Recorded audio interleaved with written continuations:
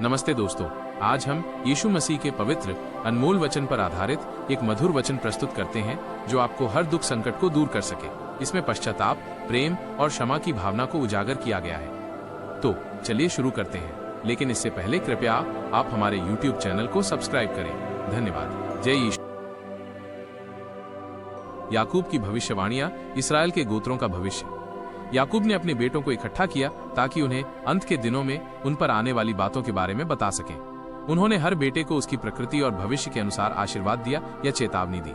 Reuben, पद 3-4। याकूब के पहले पुत्र रूबेन को उसकी शक्ति और प्रतिष्ठा के बावजूद अपने पिता के बिस्तर को अपवित्र करने के कारण श्रेष्ठता खोने की बात कही गई। शिमोन और लेवी, पद 5-7। शिमोन और लेवी जो भाई थे, अपनी क्रूरता के लिए जाने जाते थे। याकूब ने उनके क्रोध को शाप दिया और भविष्यवाणी की कि वे इस्राएल में तितर बितर हो जाएंगे। यहूदा, पद 8-12। यहूदा को एक सिंह के समान चित्रित किया गया है, जिसके भाई उसे धन्यवाद देंगे और जिसके वंश से राजदंड नहीं छूटेगा जब तक कि शीलो मसीहा ना आ जाए। यहूदा का क्षेत्र समृद्ध होगा, जिसमें दाखलता और भरपूर दाख मधु होगा। जबूलून, पद 13। जबूलून समुद्र के किनारे बसेगा, जो जहाजों के लिए एक बंदरगाह का काम करेगा और सीदोन तक पहुंचेगा। इस्साकार, पद 14-15। इस्साकार को एक शक्तिशाली गधे के समान बताया गया है, जो परिश्रम करेगा और बेगारी में काम करेगा। दान, पद 16-17। दान अपने भाइयों का न्याय करेगा, लेकिन वो मार्ग में एक सांप और रास्ते में एक नाग होगा जो घोड़े के सवार को गिरा देगा। गाद, पद 19।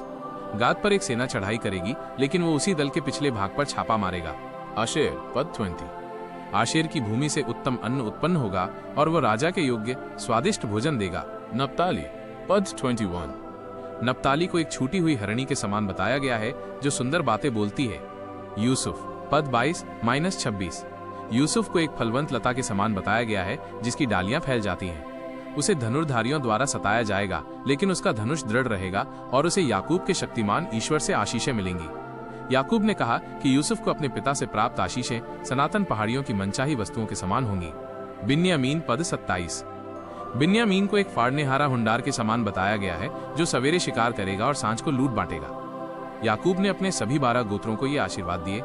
इन भविष्यवाणियों को देने के बाद याकूब ने अपने बेटों को आज्ञा दी कि उन्हें कनान देश में मकपेला की गुफा में उनके पूर्वजों इब्राहिम, सारा, इसहाक, रिबका और लिया के साथ दफनाया जाए।